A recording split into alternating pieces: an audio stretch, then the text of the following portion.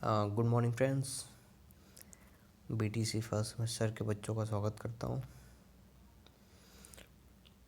आपके सेमेस्टर के exams just postpone हुए कोरोना की वजह से, लेकिन ये जल्दी होंगे। तो मुझे लगता है आपको थोड़ा प्रिपेयर करने का थोड़ा टाइम तो मिल ही गया। तो हम लोग आज स्टार्ट करेंगे शिक्षण अधिगम, एजुकेशनल लर्निंग। आप अगर इसको इंग्लिश में कन्वर्ट कर रहे हो तो एजुकेशनल लर्निंग नाम से ही पता चलता है कि आप एजुकेशनल लर्निंग, आप किसी चीज़ को कैसे सीखते हैं और कैसे सिखाते हैं, बेसिकली इसी के बारे में। और इसमें कुछ हार्ड एंड फास्ट कठिन रूल्स नहीं जो आपको याद करने हैं। अगर आप मेरी बातों को सिर्फ ध्यान से सुने और उस एग्ज़ाम में हूबहू अपने शब्दों में लिख के आए और बेहतरीन राइटिंग में लिख के आए, तो मैं आपसे वादा करता हूँ आपके जो है 80% मार्क्स कहीं नहीं गए। और ये मेरा पर्सनल एक्सपीरियंस है। I am a student of 2015 batch. Basically शिक्षण अधिगम में टोटल 9 चैप्टर्स हैं और ये जो आप पीडीएफ देख रहे हैं ये ऑफिशियली एससीईआरटी की पीडीएफ है। तो मेरे बहुत काम आई है सुपर टेट, यूपी टेट और बीटीसी में अक्सर यही पढ़ता था और उसमें जो है बेसिक कॉन्सेप्ट्स बहुत दिए हुए हैं। तो आपको बहुत भागना नहीं इधर उधर, मैं आपको शॉर्टकट में बताता हूँ और अपन चीज़ों को ध्यान देना और सिर्फ जो है समझने की कोशिश करिएगा। बहुत रटना नहीं है, बहुत हाय तौबा नहीं करनी है कि आपको ऐसा ऐसा करना है। बस आपको बेसिक क्या फंडा है, वो शब्द क्या कह रहे हैं या फिर वो चैप्टर्स जो हैं उनके नाम में ही वो पूरा निकल के आ रहा है। तो जैसे आप यहाँ पे देख रहे हैं शिक्षण अधिगम फर्स्ट चैप्टर है मेरा, ये भी बिल्कुल। तो फर्स्ट चैप्टर में शिक्षण का अर्थ क्या है। शिक्षण का अर्थ नाम से ही मालूम चल रहा है कि हम आने वाले भविष्य के जो नियोक्ता हैं या भविष्य के जो है होनहार नौनिहाल हैं उनको आप कैसे ट्रेन करोगे, कैसे उन्हें समझाओगे। तो ये सारी चीज़ें हैं और उनका उद्देश्य क्या है। सिर्फ महज स्कूली ज्ञान लेके और धन उपार्जन करना या फिर ये सीमित उद्देश्य नहीं, आप उन्हें एक बृहद उद्देश्य को लेके, जैसे आप मैच्योर है तो आप उस तरह का चीज़ों को समझते हुए एग्ज़ाम में इस तरह के पॉइंट्स लिखेंगे तो आपको फ़ायदा होगा। और ये यूपी टीईटी और सुपर टेट के एग्ज़ाम में भी आपको बहुत हेल्प करेगा। बस खाली आप इसका कॉन्सेप्ट समझ लेना। तो ये हो गया फर्स्ट चैप्टर। अभी हम लोग आगे पढ़ेंगे, आज फर्स्ट चैप्टर कंप्लीट करेंगे क्या है इसमें। बाकी अभी मैं ब्रीफ दे रहा हूँ ये चैप्टर्स हैं क्या। और जैसा आप सेकंड चैप्टर देख रहे हो संप्रेषण। संप्रेषण नाम से ऐसे कठिन सा लग रहा है बट ये सिंपल है। संप्रेषण का इंग्लिश होता है कम्युनिकेशन। तो संप्रेषण बेसिकली ये है कि हम अपने बच्चों से, हमारे जो छोटे बच्चे होते हैं, हम उन्हें कैसे कम्युनिकेट करेंगे। क्योंकि जनरली हम जो मैच्योर लोग होते हैं, हम आप जो है कुछ अच्छी भाषा समझ लेते हैं या हाव भाव समझ के क्या होता है सब समझ जाते हैं। पर बच्चों का क्या, हाव भाव और ये सारी चीज़ें, और भी बच्चों के प्रकार बहुत सारे होते हैं। किसी का IQ कम, किसी का ज़्यादा, किसी का इंटरेस्ट है पढ़ाई में, किसी का नहीं है। तो सबको लेके सबके साथ कम्युनिकेट करना और उस कम्युनिकेशन को इतना रोचक बनाना ताकि वो कम्युनिकेशन अपना एफिशिएंसी जो है 100% अचीव कर सके। मतलब आप जो आप बात बताना चाह रहे हो वो सामने वाला 100% समझे या फिर 80% समझे। मतलब आप अपना 100% आप नहीं दे सकते हो, फिर भी आप मैक्सिमम समझाने की कोशिश करो। That is called communication and it must be two way. मतलब कि आप जो कह रहे हो वो सामने वाला बच्चा समझ रहा हो और बच्चा क्या आपसे जानना चाह रहा हो या आपसे क्या समझ रहा हो, आपसे क्या उम्मीद कर रहा हो, वो चीज़ आप समझ रहे हो। ये दोनों वे में कम्युनिकेशन होना चाहिए। दैट इज़ कॉल्ड संप्रेषण। ठीक है। शिक्षण के सिद्धांत, बेसिकली इसमें कुछ सिद्धांत होंगे जो हमारे साइकोलॉजिस्ट और सब शिक्षाविद और तरह तरह के जो है रिसर्च एसोसिएट्स हैं, सब इन सब के द्वारा दिए गए हैं। तो बेसिकली ये क्या होता है, आपने एग्ज़ाम में एक डायरेक्ट उनके कथन दे दिए गए रहेंगे, आप उन्हें ढूंढना रहेगा कि किन के कथन है। तो इसके लिए आपको शिक्षण के सिद्धांत का जो मामला है ये आपको पूरा याद करना पड़ेगा, किसने क्या कहा। ठीक है। शिक्षण के सूत्र इन्हीं के द्वारा दिए गए कुछ सूत्र हैं, कुछ नए सूत्र हैं, कुछ पुराने सूत्र हैं, शिक्षण विधियाँ हैं, कैसे आप पढ़ाएंगे, क्या पढ़ाएंगे, तो आगे हम चैप्टर्स में फॉलो करेंगे, लेकिन आप चैप्टर के नाम से समझ जाइए क्या है। तो ये हो गया मेरा बेसिक एक शिक्षण अधिगम जो आपका एक सब्जेक्ट है उसका सिंपल ब्रीफ हो गया।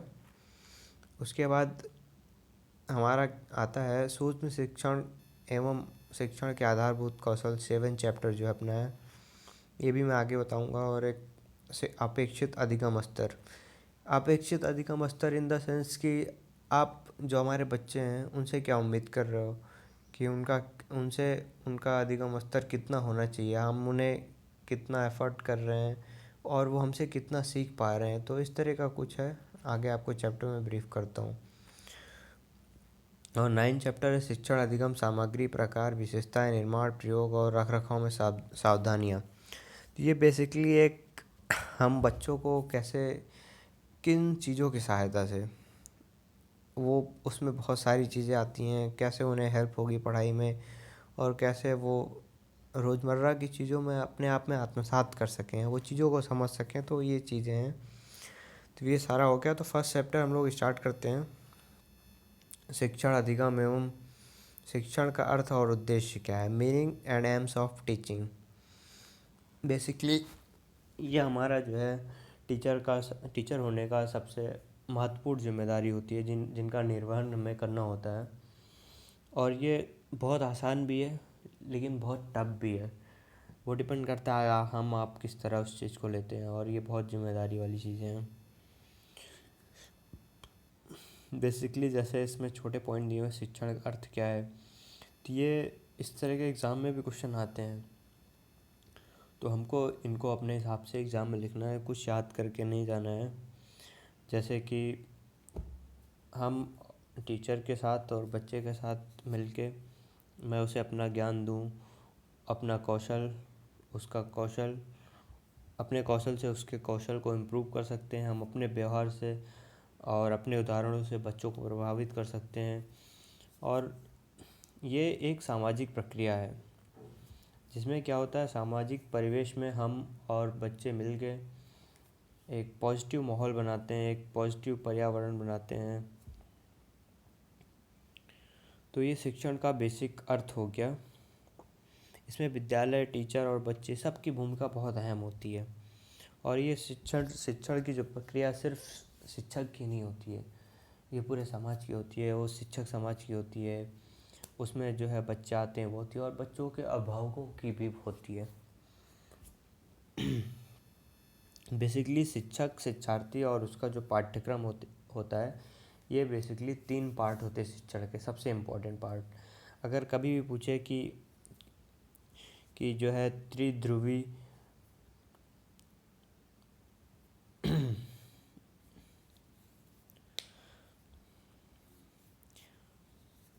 चर्चा से प्राप्त बिंदुओं के आधार पर कहा जा सकता है कि शिक्षा जो है एक त्रिध्रुवी गत्यात्मक अंतःक्रियात्मक है, जिसमें शिक्षक, शिक्षार्थी और पाठ्यक्रम 3 महत्वपूर्ण अंग होते हैं, और ये सबसे इम्पोर्टेंट रोल प्ले करते हैं। तो आप जब भी कभी इस तरह का पूछे कि शिक्षण में सबसे इम्पोर्टेंट क्या होता है, तो या इसके जो है कौन से मुख्य बिंदु हैं, तो आप इन्हें सबसे पहले शिक्षक, शिक्षार्थी और पाठ्यक्रम को शामिल कर सकते हैं और उन्हें बता सकते हैं कि ये होते हैं। और सबसे इम्पोर्टेंट बात यह है कि इन दिनों में जो है संबंध स्थापित करना, ये शिक्षक का सबसे महत्वपूर्ण रोल होता है शिक्षण में। और शिक्षा का जो सामान्य अर्थ है, ज्ञान प्रदान करना, तथ्यों का बोध कराना। और जो बालक होता है वो सिर्फ अकेले ज्ञान नहीं प्राप्त करता है, वो अपने आसपास बच्चों को मिलके क्रियाकलाप करता है। शिक्षण अधिगम सामग्रियाँ होती हैं जो उससे होता है। और हम लोग क्या, शिक्षण विधाएँ, बहुत सारी शिक्षण विधाएँ होती हैं, सिर्फ जो है किताब कॉपियों से बच्चा नहीं सीखता है। खेल विधि होती है, वार्तालाप विधि होती है, आप प्रश्न उत्तर करते हैं, आप किसी चीज़ को वहाँ पे वर्णन करके बच्चों को समझाते हैं, कोई कहानी सुनाते हैं, कविता सुनाते हैं। और सबसे इम्पोर्टेंट पार्ट होता है TLM, टीचर लर्निंग मटेरियल, इसमें बहुत सारी चीज़ें होती हैं जिनके सहायता से या जिनको हम दिखा के बच्चों को पढ़ा सकते हैं, समझा सकते हैं। तो ये बेसिक नीड है किसकी, शिक्षण की। और ये शिक्षण जो है बहुत सारे तरीक़ों से दिया जा सकता है, इसकी विधाएं जो होती हैं बहुत सारी होती हैं। तो ये हमेशा आपके एग्ज़ाम में पूछ सकता है शिक्षण की विधाएं कौन कौन सी हैं। तो आप उन्हें बता सकते हो कि खेल विधा या वार्तालाप, प्रश्नोत्तर विधि, वर्णन, कहानी, कविता और टीचिंग लर्निंग मटेरियल से भी होता है। और उसमें पाठ्य पुस्तकों का भी सहारा लिया जाता है। ये तो हो गया हमारा शिक्षण का, ठीक है। ये बेसिकली शिक्षण का सामान्य अर्थ हो गया। शिक्षण और अधिगम जो है एक दूसरे से संबंधित है। शिक्षण तब तक अधूरा है जब तक सीखने वाले में अपने प्राप्त ज्ञान को जीवन में प्रयोग करने की क्षमता न उत्पन्न हो। शिक्षण शब्द का प्रयोग प्राचीन काल से होता रहा और इसकी सफलता सीखने वाले द्वारा प्राप्त अर्जित ज्ञान पर निर्भर है। शिक्षण उस समय से ही होता है जब कुछ सीखा जाता है। शिक्षण और अधिगम में लगभग सेम चीज़ें हैं दोनों, कुछ ऐसा कॉम्प्लिकेट नहीं करना है।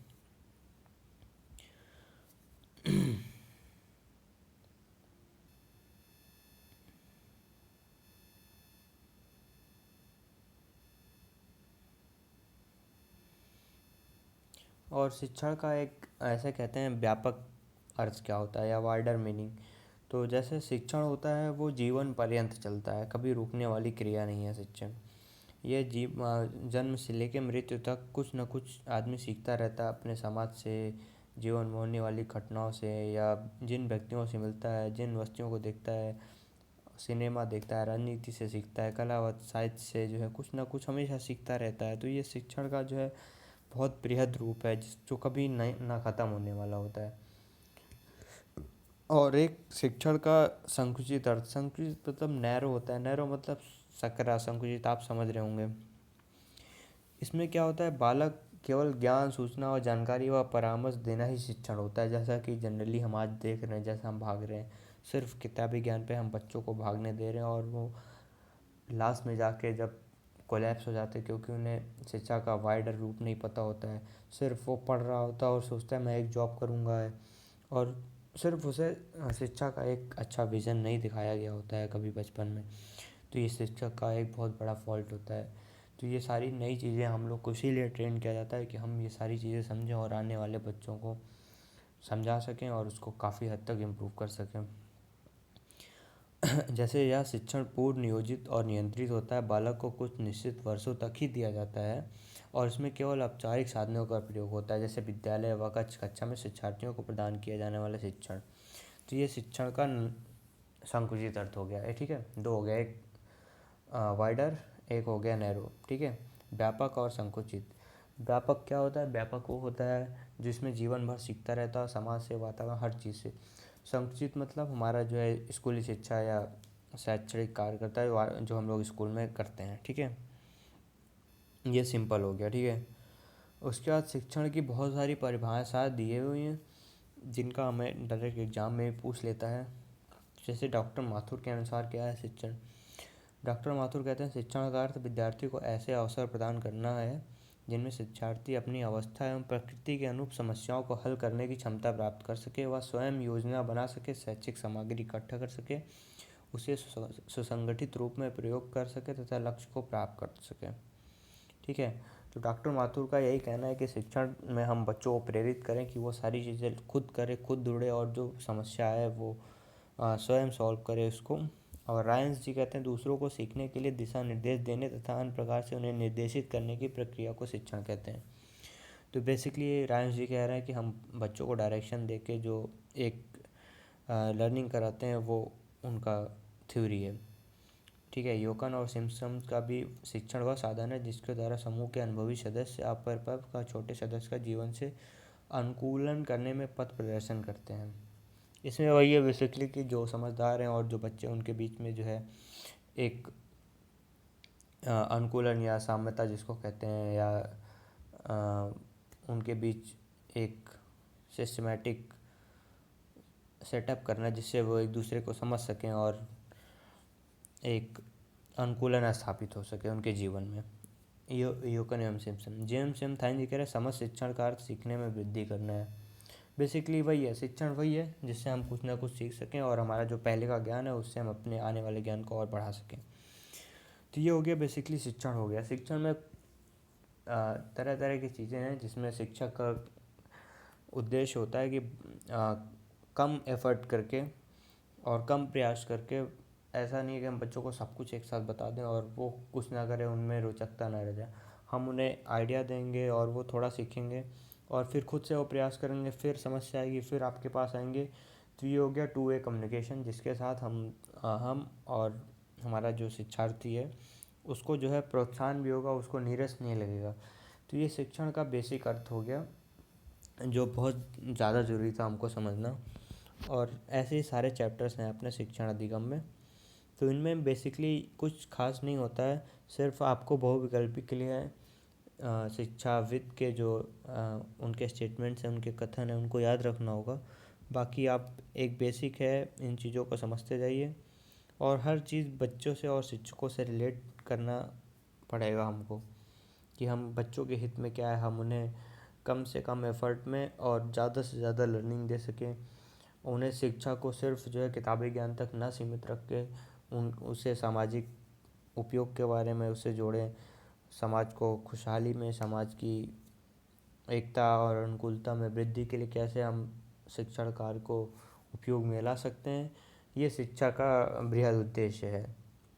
और ज्ञानार्जन करना तो है ही है, उसमें तो कोई दो राय नहीं है।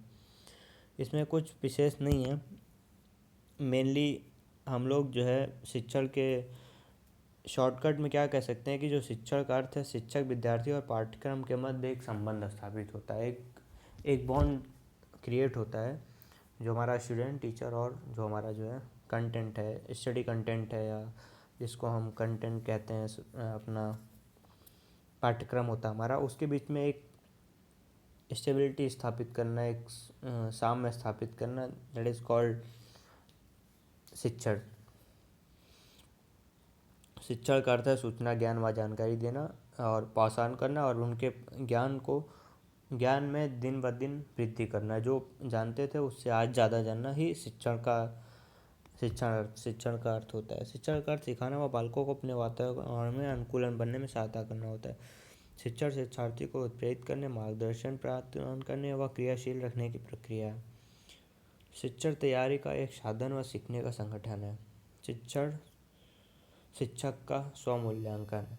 बिल्कुल, शिक्षण जो है वो शिक्षक का स्वमूल्यांकन है।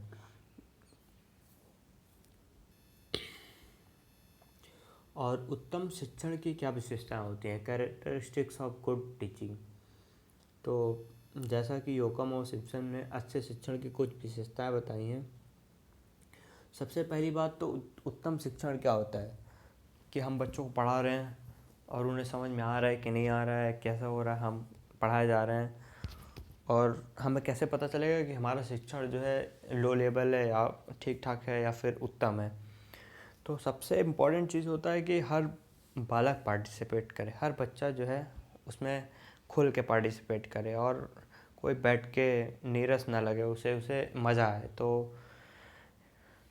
तो गुड टीचिंग वही है कि सारे बच्चों में जो है सीखने की तीव्र इच्छा हो, उनमें ललक हो, उनमें सपने देखने की इच्छाएं हो। इस तरह की चीज़ें जो है हम बच्चों को दे सकते हैं, जैसे हम खुद भी सोचते हैं। तो सपने दिखाना होता है उन्हें जागृत करना होता है। उन्हें सिर्फ जो है किताबी ज्ञान दे के कक्षा में सुलाना ये अच्छा शिक्षण या उत्तम शिक्षण का जो है विशेषता नहीं है। और इसमें अच्छे शिक्षण में क्या बहुत सारी सूचनाएं दी जाती हैं। इसमें क्या होता है, ऐसा नहीं कि हम बच्चों को जो है क्लास में आके चिल्लाएं कि हाँ ये एक तरह से मेरा फोर्सफुली है या मेरा ऑर्डर है। बच्चों को क्या होता है, जनतंत्री आदर्शों पर आधारित होता है, अर्थात आप उन्हें, सब बच्चे आपके लिए इम्पोर्टेंट है, आप उनको जो है प्यार से और अच्छे से सब चीज़ों को क्यों उन्हें पढ़ना है ये समझाना चाहिए। और इसमें वाला जो उत्तम शिक्षण है, वो जो शिक्षण कार्य कर रहा है सिर्फ वो शिक्षण कार्य करे और उससे खुद भी प्रेरित होके सीखे, ये भी एक उत्तम शिक्षण की विशेषता है। अच्छा शिक्षण शिक्षक व छात्रों के सहयोग पर आधारित व प्रगतिशील होता है। उत्तम शिक्षण में छात्रों की कठिनाइयों को जानकर उन्हें दूर करने का प्रयास किया जाता है। ना कि उनके उत्सुकता को, उनकी जानकारियों को दबाना होता है। और ऐसा भी नहीं है, अगर आप अध्यापक हैं, अगर आपको जो है कोई चीज़ नहीं आती तो आपको स्वीकार करना, इस तरह का स्वीकार करना और उसे बच्चों से कहना कि मैं आपको कल बताऊंगा। इस तरह के प्रश्न यूपी टीटी और सीटेट में पूछे जाते हैं और आपको इसी तरह उत्तर देने हैं कि हाँ, टीचर जो है बच्चों के साथ उतना ही कोऑर्डिनेट कर रहा है, अगर वो कहीं गलत है तो स्वीकार कर रहा है। और यह प्रेरणात्मक व सृजनात्मक होता है, मतलब जिसमें क्रिएटिविटी होती है, इंस्पिरेशन होता है कि बच्चा जो है इंस्पायर हो रहा है टीचर से, या बच्चा अपने साथ वाले बच्चे से इंस्पायर हो रहा है, कोई कुछ क्रिएटिविटी कर रहा है, कोई कुछ क्रिएटिविटी। तो इसमें क्या होता है कि उनमें जो है लगन बनी रहती है, उनको मज़ा आता है। सिर्फ किताबी ज्ञान नहीं है, बार बार मैं कह रहा हूँ, आपको एग्ज़ाम में सिर्फ ये शो करना है कि सिर्फ किताबी ज्ञान इस ट्रेनिंग का मोटिव नहीं है। हमारा जो बीटीसी ट्रेनिंग है, इसमें कहीं भी सिर्फ किताबी ज्ञान में जुड़े हुए उत्तर आप मत लिखिएगा, ना किताबों में, ना किसी सिलेबस में, ना सीटेट में, ना यूपी टेट में, ना अपने सेमेस्टर में। तो इस तरह से बच्चों को जो है आगे बढ़ाना है। उसके बाद मेन ऑब्जेक्टिव क्या है हमारा टीचिंग का, कि हम उन्हें इतना सारा सरकार हम पे क्यों मेहनत कर रही है, ये सब ट्रेनिंग देने का क्या मतलब है। हमें तो ABCD पहले से आता है, हमें सब कुछ पहले से आता है, तो इसका मेन ऑब्जेक्टिव क्या है।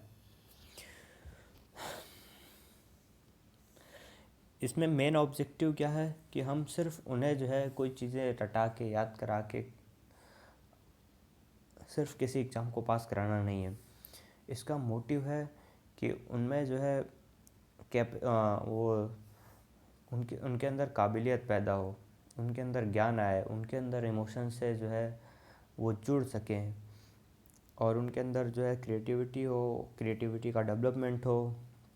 और सबसे बड़ी बात है कि इसके लिए वो उत्साहित रहें। ऐसा नहीं है कि आप उन्हें फोर्सफुली करा रहे हो, ये आपको उनका अंदर का जगाना आपका काम है, बराबर। आज शिक्षण का मुख्य व महत्वपूर्ण उद्देश्य सीखने की प्रक्रिया को बालोपयोगी, रुचिकर, आनंददायी, प्रभावी, व्यवहारिक व बोधगम्य बनाना है। ठीक है, बालक उपयोगी, समझे, रुचिकर, इंटरेस्टिंग होना चाहिए, आनंददायी होना चाहिए, मज़ा आना चाहिए उसको, और वो प्रभावी भी हो, व्यवहारिक हो। व्यवहारिक मतलब आप उसे रिलेट कर सको, आप कोई चीज़ बता रहे हो, कोई चीज़ जोड़ना बता रहे हो और आप सीधे जो है 2+2 और ये सब लिए जा रहे हो, नहीं। उसका यूज़ कहाँ है, वो जिस समाज में रह रहा है उससे कैसे वो चीज़ों को जोड़ के देख सकता है। आप पर्यावरण पढ़ा रहे हो, उसके नुकसान और फ़ायदे बता रहे हो, तो आप उसको आसपास जो दिख रहा है, कहाँ पे नुकसान हो रहा है, कहाँ पे फ़ायदा हो रहा है, ये चीज़ उसे दिखाना पड़ेगा। वो प्रभावी तभी होगा जब उसे लगेगा कि हाँ, सच में ये इसका कहीं ना कहीं हमारा उपयोग है। तो ये सब चीज़ें हम लोग एग्ज़ाम में लिख सकते हैं, और बड़ा आसान है, कुछ बहुत बड़ी बात नहीं है। एक अच्छी राइटिंग में ये सब लिखना बड़ा आसान है, और नंबर भी अच्छे मिलेंगे आपको। शिक्षण का उद्देश्य मात्र तत्व तथा स्मरीकरण न होकर दक्षता की प्राप्ति व ज्ञानात्मक भावार्थक है। रायबर्न ने कहा है, शिक्षण का मुख्य उद्देश्य विद्यार्थी को इस योग्य बनाना है कि वह सफल जीवन जी सके। बिल्कुल, शिक्षण का सबसे महत्वपूर्ण उद्देश्य यही है। और सफल जीवन से उद्देश्य नहीं किसी परीक्षा पास करके कोई एक अच्छी नौकरी पा ले तो उसका जीवन सफल हो गया, नहीं। उसे जीवन जीना, समाज में जो है साम्यता स्थापित करना, जहाँ आसपास रह रहा अपने पर्यावरण को बचाना, और हर तरीके से अपने आप को इस तरह सक्षम बनाना उस बच्चों को कि वो समाज में और एक अच्छा जीवन व्यतीत कर सके। यही शिक्षण का उद्देश्य है। ये ब्रॉड उद्देश्यों में से आता है, ना कि नहरों में से आता है, बराबर। और कुछ उपयोग यहाँ पे नीचे दिए हुए मैं उन्हें पढ़ दे रहा हूँ, आप भी उन्हें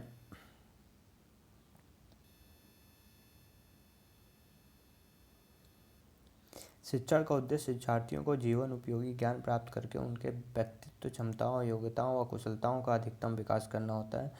शिक्षार्थियों को सीखने के लिए प्रोत्साहित करना, जिससे वो पढ़ने व अन्य कार्यों में रुचि ले सकें। छात्रों में आत्मविश्वास की भावना जागृत करना, छात्रों की मूल प्रवृत्तियों को सही दिशा देना, ठीक है, ताकि उनके अंदर एक दृष्टिकोण का विकास हो सके, जिससे वे समाज व देश के विश्व कल्याण में अपना योगदान दे सकें।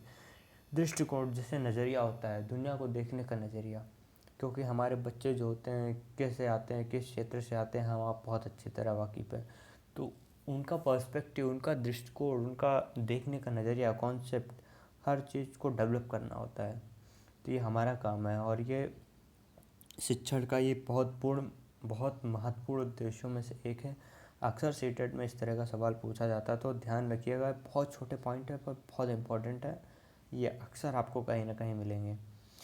और ये जीविकोपार्जन करना प्रत्येक व्यक्ति के लिए महत्वपूर्ण होता है, लेकिन इतना महत्वपूर्ण नहीं होता जितना कि स्वावलंबी बनना होता है। उसमें व्यावसायिक दक्षता उत्पन्न करना भी शिक्षण का उद्देश्य है। छात्रों में नेतृत्व क्षमता और नैतिक सामाजिक मूल्यों का विकास करना, ऑब्वियसली लीडरशिप क्वालिटी और सोशल वैल्यूज जब तक उनमें क्रिएट नहीं कर पाएंगे हम, तब तक हमारा शिक्षण कार्य अधूरा है, ये जो अधिगम है वो अधूरा है। और छात्रों को स्वास्थ्य, स्वच्छता और अपने परिवेश के प्रति जागरूक करना, ये सबसे इम्पोर्टेंट टास्क है हमारा, क्योंकि बढ़ती बीमारी और सब चीज़ों को देखते हुए हाइजीन और ये सब कैसे वो स्वच्छ रह सकें, कैसे नहाना धोना और हर चीज़ का वैल्यू, एक एक छोटी छोटी चीज़ इम्पोर्टेंट है। आप पॉइंट बना के अपने एग्ज़ाम में नोट डाउन करके लिखेंगे, आपको बहुत अच्छे मार्क्स मिलेंगे। मेरा एक्सपीरियंस है ये, मैं लिख के अच्छे नंबर पा के फिर आपको बता रहा हूँ। मेरे 90% थे लगभग। मैं 2015 बैच का हूँ, BTC का। मैंने सुपर टेट भी क्लियर किया 110 मार्क्स से, और 120 के अराउंड मेरा यूपी टेट में भी है। तो ये मैंने प्रैक्टिकल करके फिर देखा है, फिर आपको बता रहा हूँ।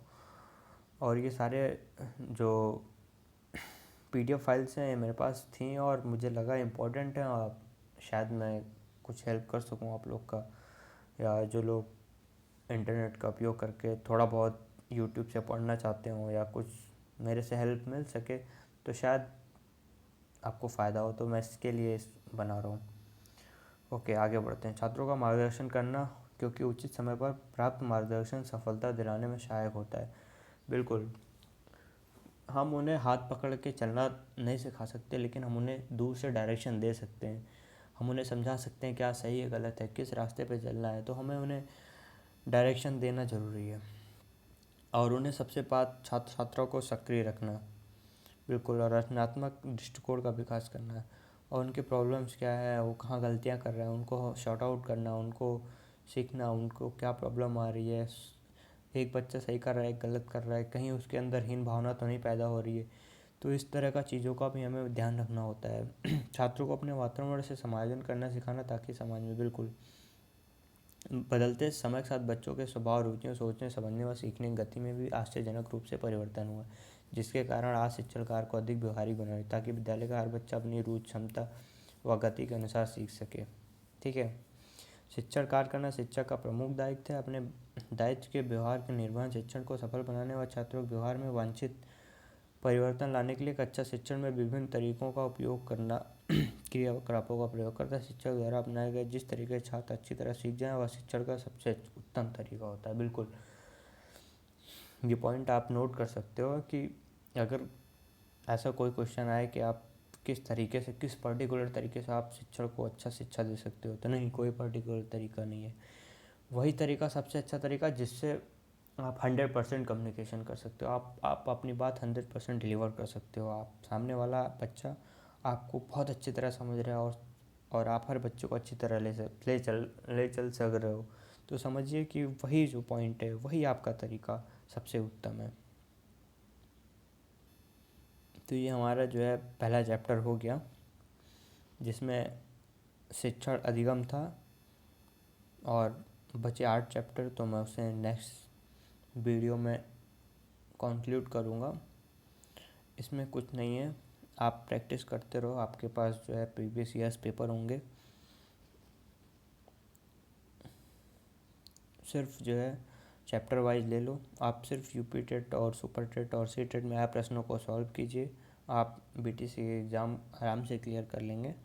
सिर्फ पॉइंट टू पॉइंट और अच्छी हैंड राइटिंग में और सीरियल वाइज क्वेश्चन को कवर करिए, आप अच्छे मार्क्स गेन करेंगे। Thank you.